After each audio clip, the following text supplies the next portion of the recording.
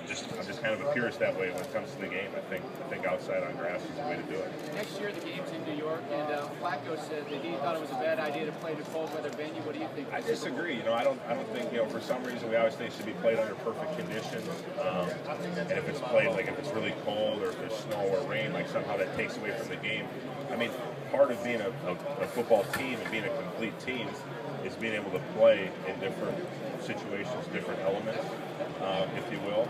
And you know, so I don't think that, you know, if you play the Super Bowl and if somewhere happens to be cold or there's a storm or whatever, you know, I don't think that's a bad thing.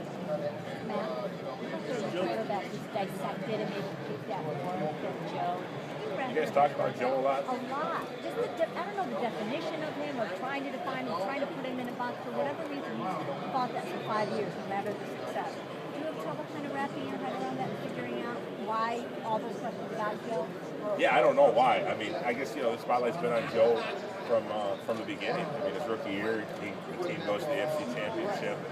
So, I mean, in some ways he's been a little bit of a victim of his own success and the team's success, maybe. But Joe's Joe. I think that's the greatest thing I can say about him is that he's authentic. You know, he really doesn't.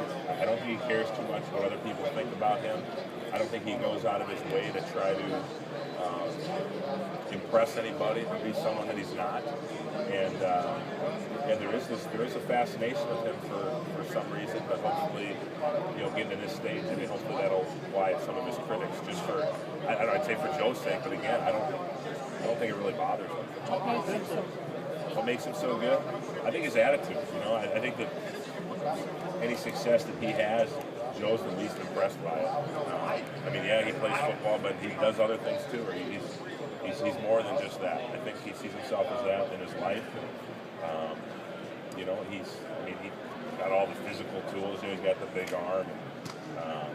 Yeah, I guess he's pretty good looking. I don't know, for a quarterback maybe. He studies the game. I mean, all those things. He does everything the right way. And I think, you know, you've seen Joe's improved and gotten better, like any good player does during his career. But also, I think the pieces around Joe have gotten better too. You know, he got drafted with Ray Rice. Dennis Pitta comes in, Torrey Smith, you know, young players.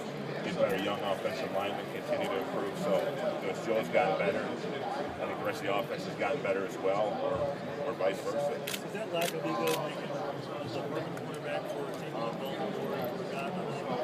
I think so. You know, I mean, I've played with a lot of guys, and you know, sometimes guys in that position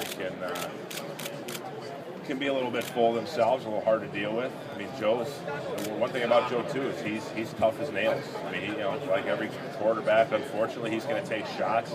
Joe never complains. I mean, he never says anything. He just next play goes out there. He doesn't shy away from contact. If he knows he's going to get hit, he still steps into it, follows through, and I can appreciate that. You know, as an offensive lineman, that's the kind of guy you want to play with. Is there a chance that there's